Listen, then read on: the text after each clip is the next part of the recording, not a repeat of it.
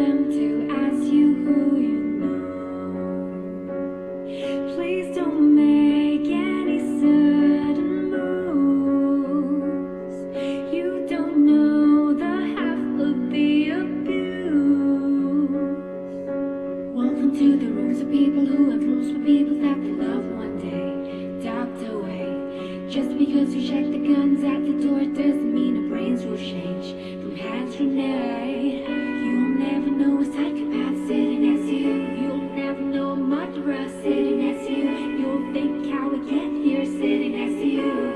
But after all I've said, please don't forget. All my friends are heathen, take it slow. Wait for them to ask you who you know. Please don't make any sudden moves.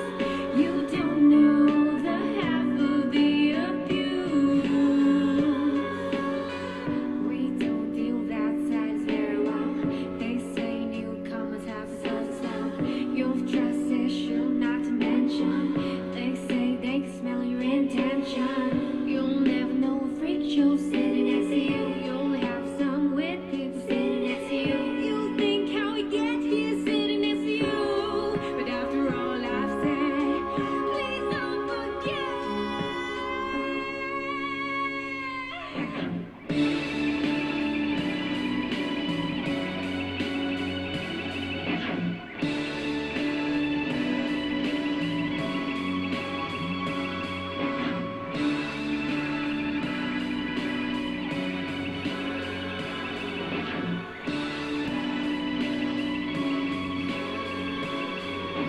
Why you come, you knew you should have stayed. I tried to warn you just to stay away. And now they're outside ready to bust. It looks like you might be one of us.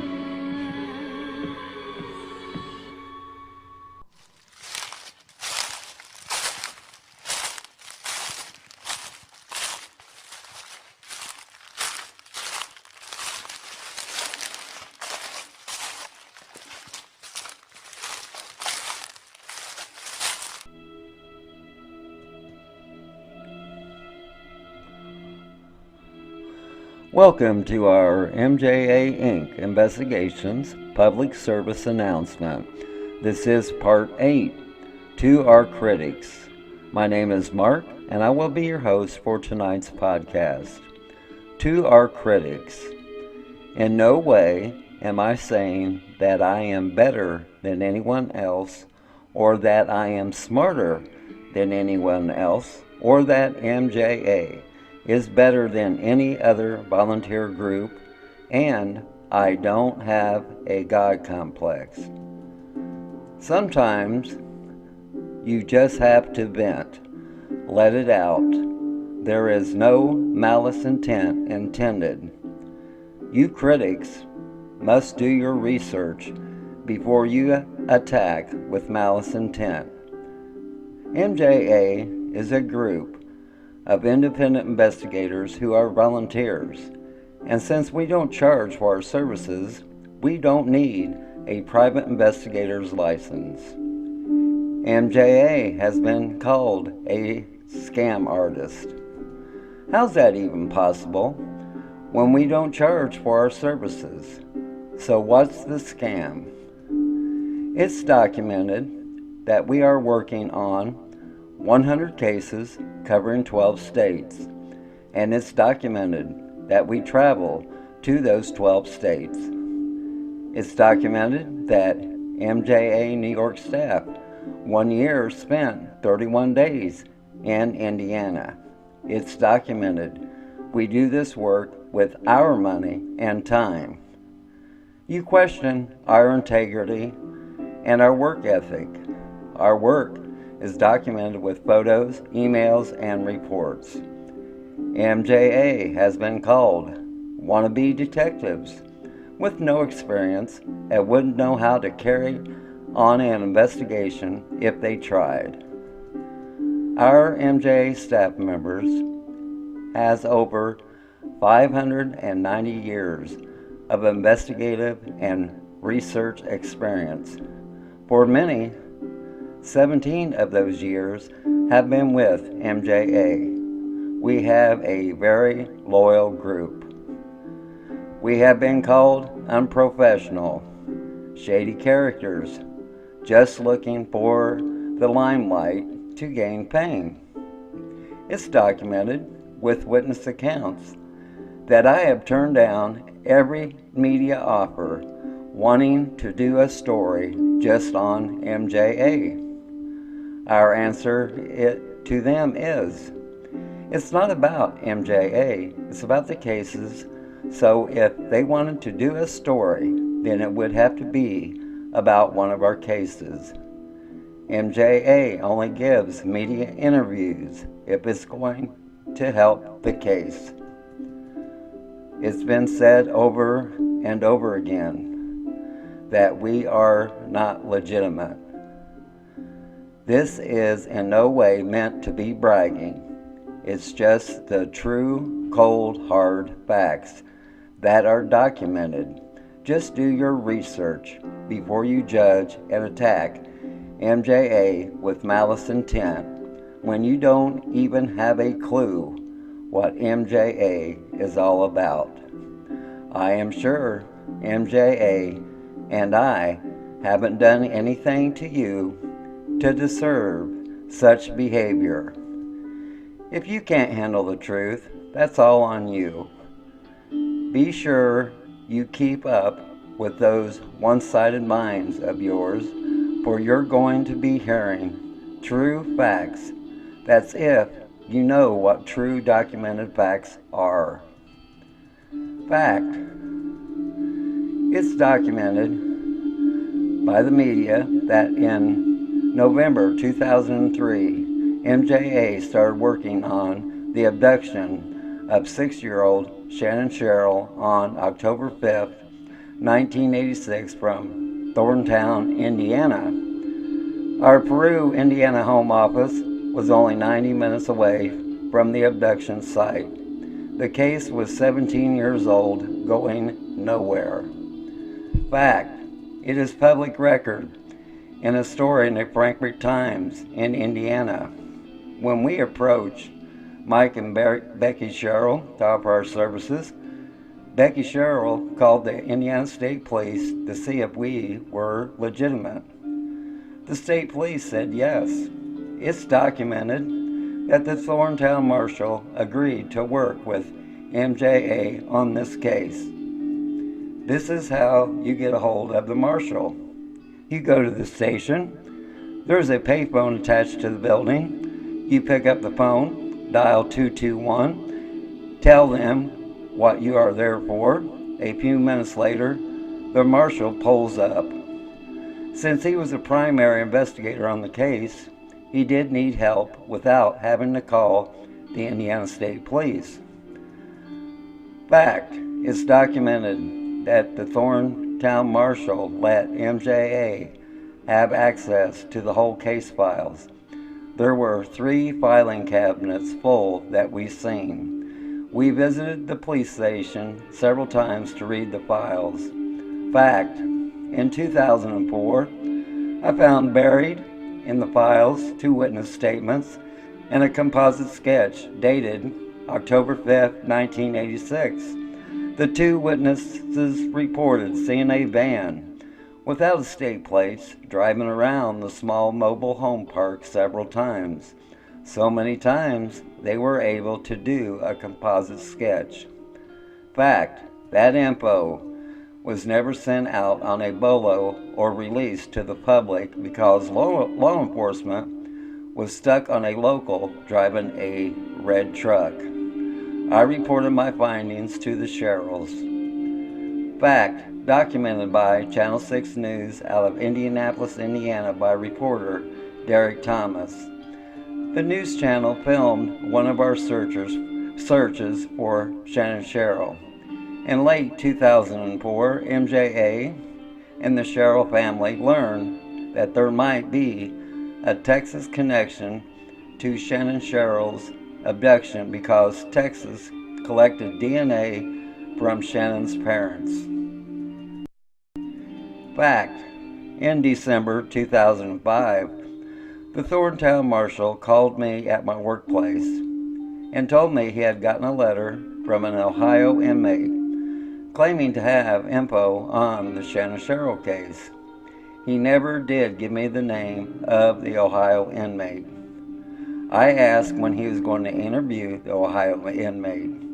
He said he would have to go to the city council to get funds to travel to Ohio.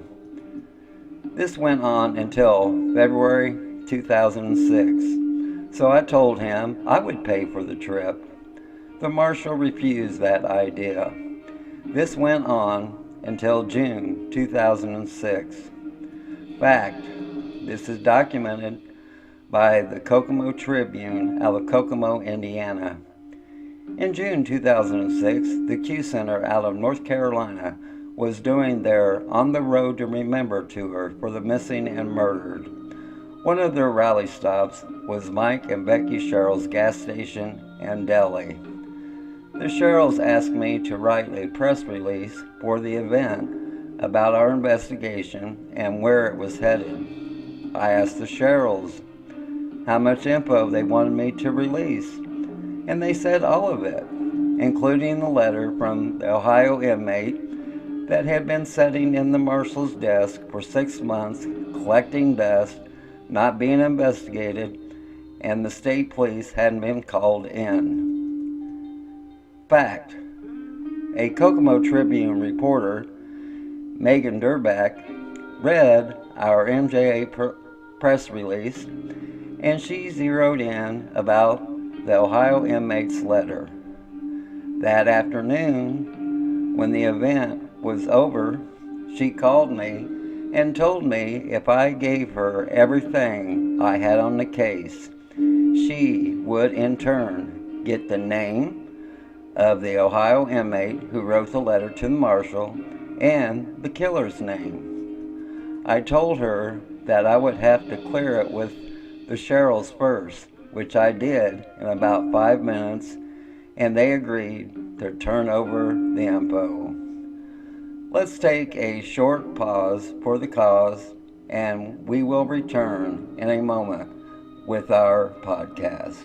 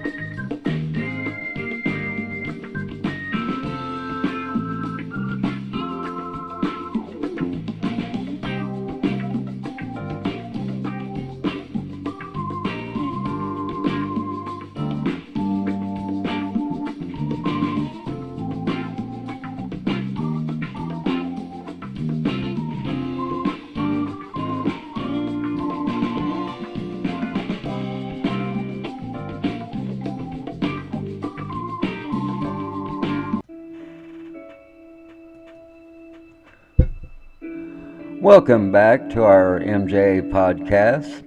The headlines read, "The case of the abduction of 6-year-old Shannon Sherrill blows wide open."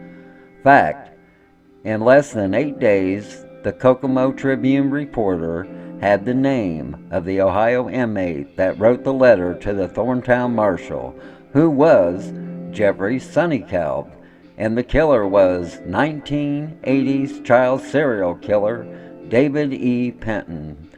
This story also appeared on several Indianapolis, Indiana TV news stations. David E. Penton, was arrested in April 1988 in Ohio for the abduction, rape, and murder of 9-year-old Nidra Ross from Dayton, Ohio. The 9-year-old's remains was found months later buried in a dry creek bed. Sonny Kalb was Penton's cellmate for 5 years, and they were locked in a cell for 23 hours a day. And all Sonny Kalb heard was about Penton's crimes and the MOs he used.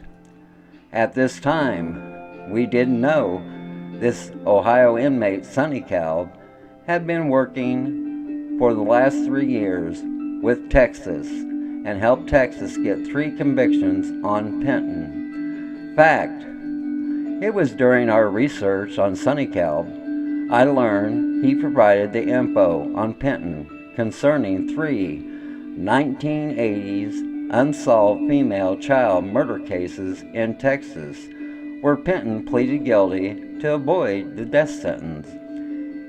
In another 1980s case, Sonny Kalb gave info that got law enforcement 30 yards away from the victim's remains. Sonny Kalb gave info that Penton had evidence hid away in a Columbus, Ohio home in an attic.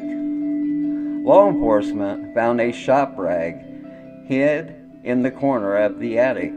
The shop rag was tested, and 7 different DNA samples were found on the rag. One was a male deposit, but the DNA was so degraded they couldn't get a positive read to use the DNA to identify anyone. Fact, it's documented that while Penton was in the Army, he was arrested for shaking his 2.5-month-old son to death.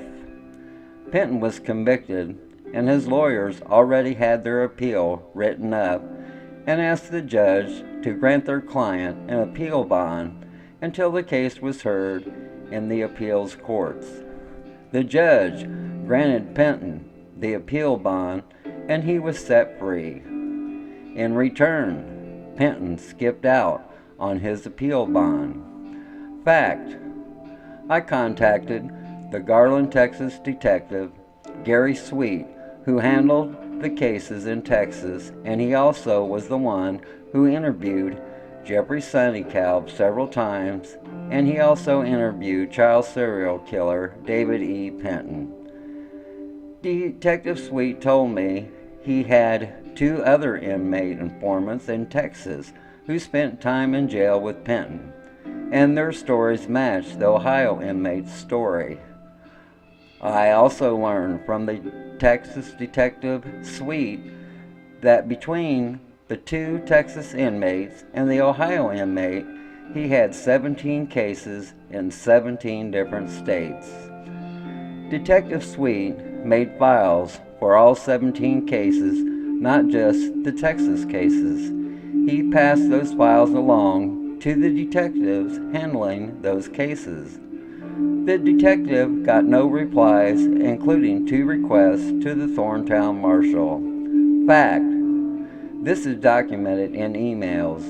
After the story broke about Sonny Kalb and Penton, the Thorntown Marshal and the Indiana State Police showed no interest in interviewing Sonny Kalb about Penton. On a Friday, I was contacted by an Ohio prison investigator asking me, since I was the sheriff's investigator, would I like to interview Sonny Kalb since Indiana law enforcement wasn't showing no interest.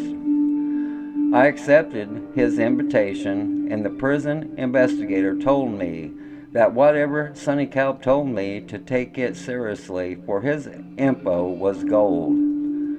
I contacted Detective Sweet about the interview with Sonny Kalb, and he told me to take this inmate seriously in anything he might say. On the following Monday, our New York staff was in Ohio, and I interviewed Sonny Kalb about Penton. Sonny Calv had info that could have come from the killer. Fact: Indiana State Police Detective Lieutenant Heck took over the Shannon Sherrill investigation. MJA gave Lieutenant Heck our findings on the case. Lieutenant Heck interviewed Sonny Calv and the 2 Texas inmates, Penton's brother-in-law, and contacted the Garland, Texas detective Gary Sweet. Lieutenant Heck, during his investigation, confirmed that our info we helped uncover was correct, and 1980s child serial killer David E. Penton abducted Shannon Sherrill. Lieutenant Heck was given by Sonny Calv possible locations where to look for the remains of Shannon Sherrill. The Indiana State Police conducted at least one search that we know of for Shannon, but nothing was found. After Lieutenant Heck's investigation in February 2007, Lieutenant Heck turned over the case file to the Boone County prosecutor, thinking it was a done deal and Penton would be charged. Fact: this documented in the Tyler, Texas News by reporter Kenneth Dean while interviewing David E. Penton. The Boone County, Indiana prosecutor contacted the Ohio prison and told them that Indiana would be extraditing Penton back to Indiana. The prosecutor even went to Sharon's parents and asked if they wanted the death sentence for Penton. As of December 2nd, 2018, that hasn't happened. David E. Penton has never been charged. MJA has been working since 2007 to get the Shannon Sherrill case turned over to the Indiana State's Attorney's Office. I have interviewed Ohio inmate Sonny Calv several times, being at the prison from 8:30 a.m. to 3 p.m. This is documented with emails from the warden of the prison arranging a gate pass for me. When I interviewed Penton, we were in a room where lawyers talked to their clients. There was no audio or video in the rooms. There was no guard inside the room or outside the room. At 3 p.m., the guard showed up to escort Sonny Calv back to his cell. Fact: what MJA has learned from Sonny Calv about Penton. After Penton skipped out on his appeal bond, he killed a female child in Texas and then fled to Ohio, a killing along the way. Penton made 4 round trips from Texas to Ohio back to Texas, killing along the way. Penton took different routes each time, hitting 17 states, staying mostly on county highways. Most of Penton's victims were taken from rural areas where most of the towns only had 1 traffic light or none. Fact: most of the info was confirmed by Texas detective Gary Sweet. Fact: the info we gathered from Sonny Calv about a possible search area started being 30 miles. We have now whittled it down to 6.5 miles, and we start our search in August 2019. Let's take a pause for the cause, and when we return, more true, cold, hard facts that is documented.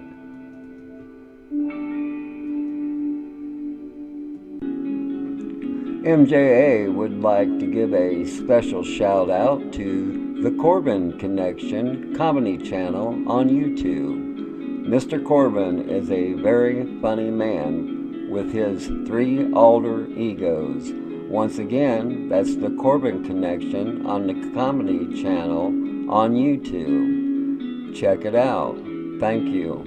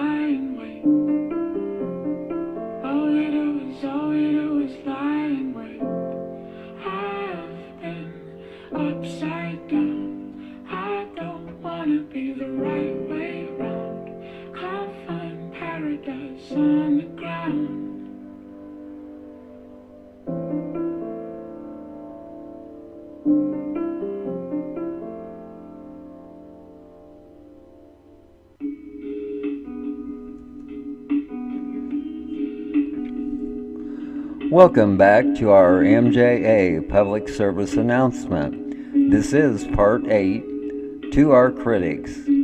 Fact: this is documented by Wish 8 News and Fox 59 News out of Indianapolis, Indiana. Lola K. Fry, 28 years old, went missing on November 13th or 14th in the year 1993 from Indianapolis, Indiana. I-Team 8 investigative report, A Life Interrupted, which was about missing Lola K. Fry. A Life Interrupted aired on Wish TV 8 News on November 13th and 14th of the year 2002, which was about the victim and her family and our investigation into the case. Fact: this is documented by emails. Wish TV 8 News sent MJA to New York City a day after Thanksgiving to check out a possible sighting of Lola K. Fry dancing at a gentleman's club. After interviewing 17 dancers who worked at the club and checking with the parking garage the dancers used, MJA learned it was not Lola K. Fry. On November 16, 2003, Fox 59 News out of Indianapolis, Indiana filmed one of our MJA Inc. searches in Boone County for Lola K. Fry. Fact: this is documented by the Frankfurt Times in Indiana.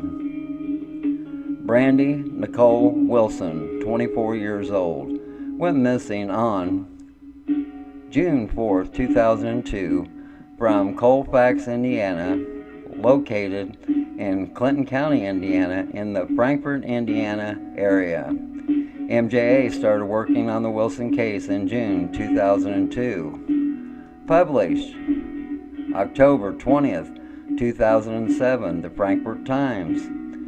K9 used in the Brandy Nicole Wilson disappearance. Clinton County Sheriff's Detective Captain Rick Morgan was assigned to investigate.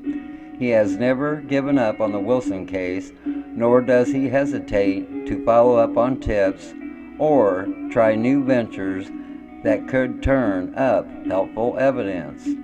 Last week, Morgan gathered with Indiana State Police Detective Blaine Butler, Sheriff's Evidence Tech Steve Teagarden, and 4 members of MJA Inc., an out-of-state private investigative firm, at the Sheriff's Office to review maps and photographs of the county.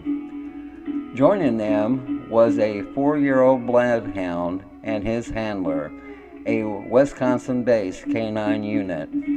Aided by scents from several items provided by the Wilson family and her husband Kenny, the bloodhound searched various locations in Clinton County. After scoping out various parts of the county, the dog's work may result in some further investigation using other resources, Morgan said. We potentially have a few new avenues to look into, he said. He declined to be more specific. Fact: this is documented by the WCAX News in Vermont. Brianna Maitland, 17 years old, went missing on March 19, 2004 from Montgomery, Vermont. MJA started working on the Maitland case on April 3, 2004 and met Mr. Maitland on April 10, 2004. MJA attended most of the candlelight vigils for Miss Maitland, and I have been interviewed by the WCAX News several times while attending these vigils. They asked me if I would grant them an interview. When Miss Maitland's family and friends couldn't put on the candlelight vigil, MJA would step in and do it for them. Fact: this is documented with emails and photos. MJA guest speakers at the Indiana Division of the International Association for Identification Conference. The Indiana State Police contacted MJA and asked if we would like to be a guest speaker at the conference. MJA accepted their invitation. The Indiana State Police offered to pay for our traveling expenses, and I refused their offer, telling them we had the money to cover it. On September 20th, 2011, 3 MJA staff members arrived in Bloomington, Indiana, and checked in to the Motel 6 on Walnut Street. MJA was in Bloomington, Indiana as a guest speaker to put on a presentation for the Criminal Investigative Analysis Division Conference for Law Enforcement at the Monroe County Convention Center on September 21, 2011. MJA's presentation started at 8 a.m., ending about 9:30 a.m. MJA presented a slideshow of the cases we were working on at the time. There was also a small session of questions and answers after the presentation. MJA got a lot of good feedback from law enforcement attending the conference. Fact: documented by the Fox 59 News out of Indianapolis, Indiana. Kelly Armstrong, 27 years old, went missing on September 27, 2011 from Kokomo, Indiana. MJA started working on the case on February 20th, 2012.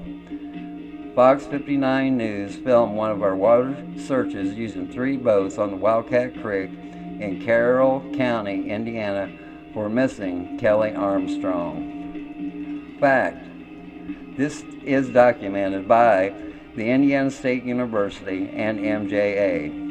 An Indiana State student taking criminal justice done his 140-hour internship with MJA to get his degree, and he ended up joining MJA. Fact: this is documented by podcasters and volunteer groups coming together for a common goal: justice for Marcus Merritt.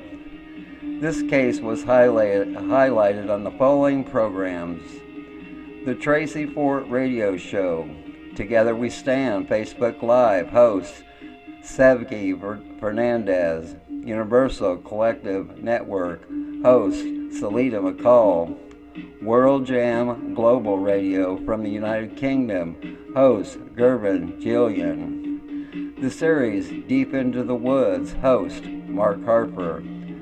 The death of Marcus Merritt. The victim's mother and I was interviewed on these shows about the death of Mr. Merritt. Fact: Marcus Merritt Sr. was found deceased in his home on January 4, 2013 in Leonville, Louisiana in St. Landry Parish. His death was ruled a suicide from a self-inflicted gunshot wound. There was no exit wound and the bullet was still in Mr. Merritt's head.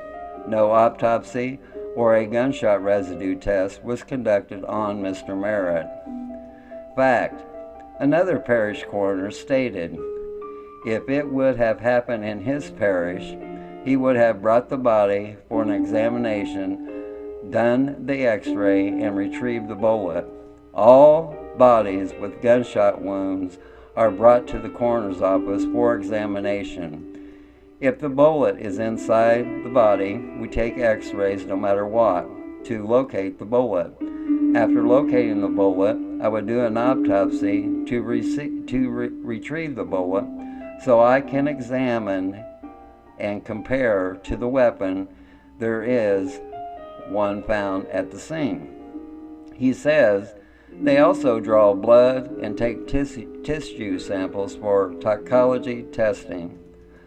The coroner also stated he would test fire the weapon found at the scene, and they would look for some markings on the bullet from the test firing and then compare those with the bullet retrieved from the body and see if it's the same weapon that was supposedly found at the scene. Mr. Merritt's mother, Royce Eckley, never believed that her son killed himself and when he was just days away from moving back to Texas to start a new job. Fact, this is documented by emails. The victim's mother reached out to MJA in March 2014 for our help. MJA started working on the case in March 2014. Our job was to get her son's body exhumed for a proper autopsy and tox screen to be done. The only thing standing in our way was Mr. Merritt's estranged wife, who was considered the next of kin, who wouldn't sign the order to have Mr. Merritt's body exhumed. During our investigation, we found a way to have Mr. Merritt's body exhumed without the next of kin's permission. Fact, this is documented by the Louisiana State Police. MJA found enough evidence that would paint the estranged wife as a possible suspect in the death of Marcus Merritt Sr. I wrote the legal brief to the court to have Mr. Merritt's body exhumed without the next of kin's permission. Fact, together we stand. Sevgi Fernandez wrote on March 4, 2017. To whom it may concern, my organization, Together We Stand, has been working with MJA Inc. investigations on the Marcus Merritt Sr. death investigation since we became involved in the case in February 2016. Together We Stand works on cases of police misconduct and brutality across the country, and we have yet to work with another investigative organization as thorough and trustworthy and truly caring as MJA. Mr. Merritt Sr. died on January 4, 2013. Sadly, his death has left many unanswered questions. The authorities in the Leonville Police Department and the medical examiner's office did not conduct a proper investigation into his death and in fact did things that were questionable at best. Together We Stand began working with Marcus's mother, Royce Eckley, providing support and advocacy services in her quest to find out what happened to her son. MJA Inc. was instrumental in our first national call to action in the spring of 2016, calling for the exhumation and autopsy to be done in the Merritt case. Without MJA's experience and expertise, I truly believe our call to action would not have been a success.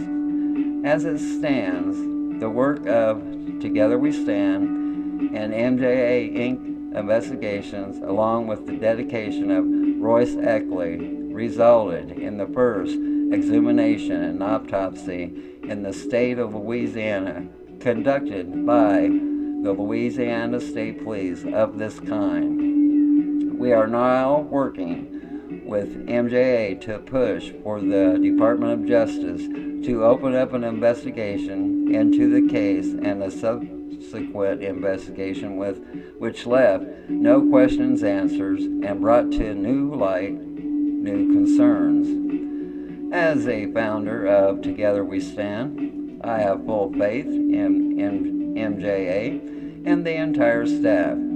They have integrity and humanity, two traits we value above all else. We are grateful for their assistance in this and several of our other cases. Warm regards, Sevgi Fernandez, founder and president. Fact, this is from Royce Eckley, who is the mother of the victim, Marcus Merritt Sr. To whom it may concern, I'm writing this on behalf of Mark Harper and his investigative team. They've been assisting me since I contacted them after the untimely death of my son, Marcus Merritt Sr. They worked tirelessly, diligently, showing me nothing but compassion for my situation with the state of Louisiana. Because of the hard work, deep investigative skills exhibited, and sheer determination shown by them, the Louisiana State Police had my son's body exhumed, and an autopsy that wasn't performed at his death was done. Mark and his team haven't stopped there. At this time, they're continuing the investigation into the state of Louisiana and my son's mysterious death.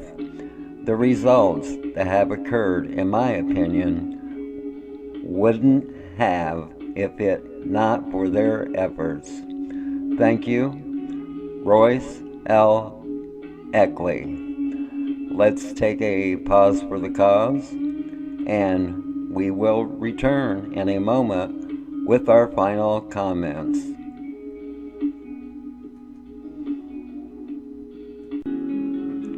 MJA would like to give a special shout out to the Corbin Connection comedy channel on YouTube. Mr. Corbin is a very funny man with his 3 alter egos.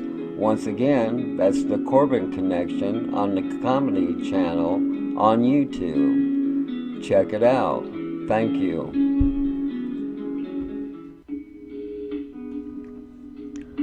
Welcome back to our MJA public service announcement. This is part 8. To our critics. If MJA is a fake company and a scam artist with no investigative experience, how do you explain the documented facts we've listed covering several cases? Can any of you critics say you have done the type of work that we have, using your own money and giving your own time to do this work?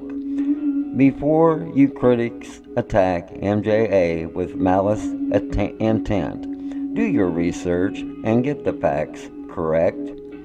That's the end of our MJA podcast. I have a quote for our listeners.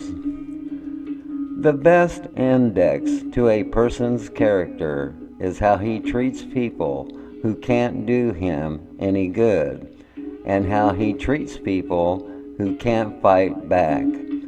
Abigail Van Buren. I want to thank our listeners for tuning in, and always remember, folks, if you ever get bored with nothing to do, well, take a walk deep into the woods. You might be surprised what you might find. My name is Mark. I was your host for tonight's podcast, and I say to you, good night from Plattsburgh, New York.